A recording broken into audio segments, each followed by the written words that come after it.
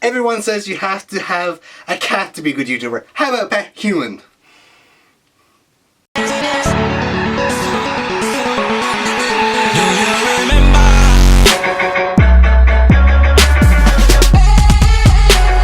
What is up guys, it's Joe here, and today I come at you with a whole new video, and this video is all about becoming a good YouTuber, or the steps I think that takes to be a good YouTuber. Now you're probably wondering, what the hell does this Egypt know about being a good YouTuber? I've been creating videos on YouTube since 2009 when I first started out with my music channel. And then of course in 2012 I decided to drop that and work on this channel.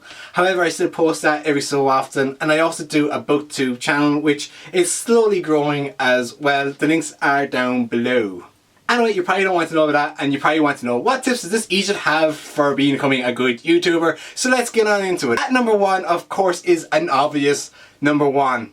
And that is creating a YouTube channel and creating a good profile picture. These are very, very important. If you want to upload to YouTube or subscribe to YouTube channels, you need a YouTube channel. If you want, and of course, then it comes down to your profile photo. A good profile photo stands out to you a lot because you especially see that in your subscriber feeds, and it's probably the best thing to have on your channel as well, so you don't have that blue square thing. At number two is your camera. Your camera is extremely important, but the cost of your camera isn't. The quality of your actual camera is what really will stand out to you at the best. Now I have three cameras. I have one webcam which costs €30. It's a 1080p HD camera. I will link the Amazon link down below if you're interested to know what that is. I also have a Panasonic camera that was got for me a couple of years ago. It was €200. Again, also films in HD, and there's very little difference in that and this camera, but it's just this camera I'm filming on is a little bit better. And that brings me into the camera I'm using right now is a Canon 700D, which was roughly about $650 when I bought it a few months ago. Number three, I have lighting. Lighting is again another serious thing that you have to think about when you're creating your YouTube videos, and it's also something very, very important. Currently at the moment I'm using outdoor light as well as studio light. I have currently lights turned off in the room because they're yellow lights and they don't look all that great, but I usually do have them on my videos anyway. But again, because I'm using only one studio light instead of two, I have to have more light in the room. So if you want to have good quality videos, you need to have good light. And I also suggest, if you're starting out, to put your camera in front of your window and let the natural light come in and use that. Granted, if it is sunny, and sometimes usually in Ireland it's not sunny, you do get that dim in the camera light. But you can work with that until you actually can afford to get studio lights. I use two studio lights sometimes when I have space to use two studio lights. But my studio lights weren't overly expensive. They're about €150, and they were gotten on eBay, which was ridiculously good. And they also came with a green screen, which even makes the things better. Number four, I have attitude. Now attitude is again another great thing about YouTube. The better your attitude, the more success you're going to have. If you don't have the proper attitude for YouTube, you're never going to be successful, because you're never going to want to push on into other things. Now I could be totally wrong in saying that, and I could be assuming the wrong in you, but I believe the better attitude you have, the more success you're going to have. So keep at it and work hard, and you will become successful in your own right. At number five, I have banner art. The banner art is your brand of your channel. This is what people are going to be seeing when they come onto your channel, other than your videos.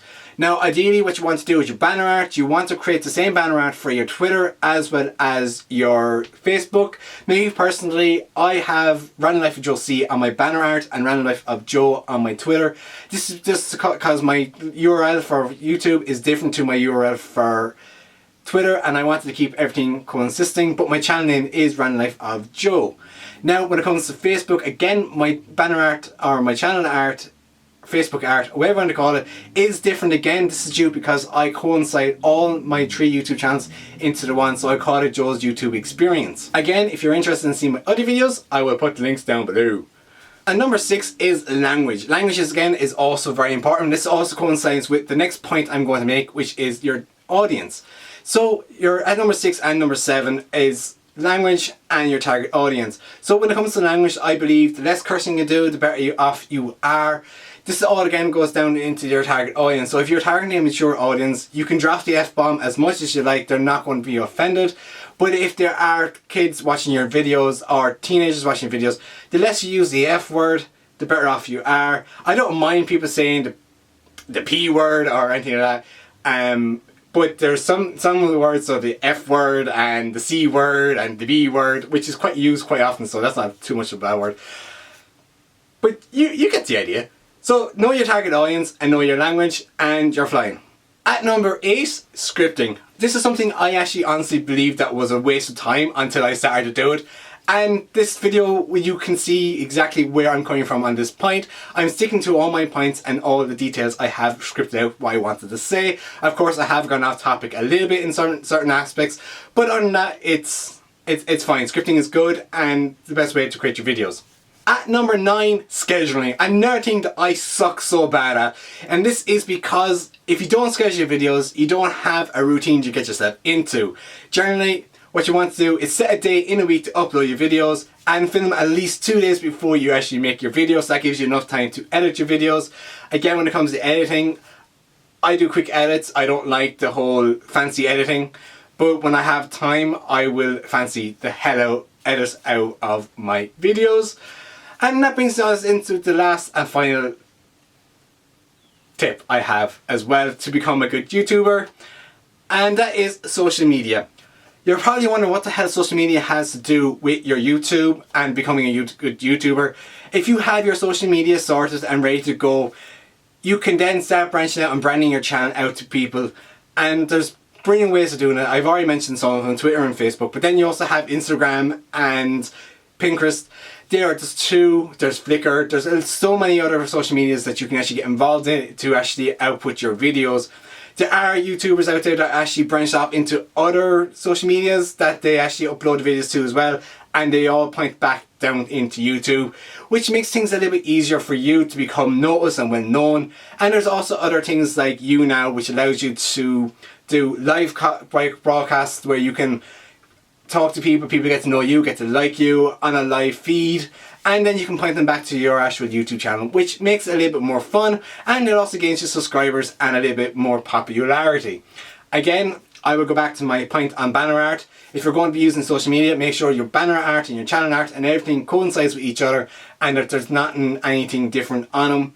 You can change obviously different things, but I would imagine that you're going to leave it to actually match your YouTube channel because that's what you're wanting people to see.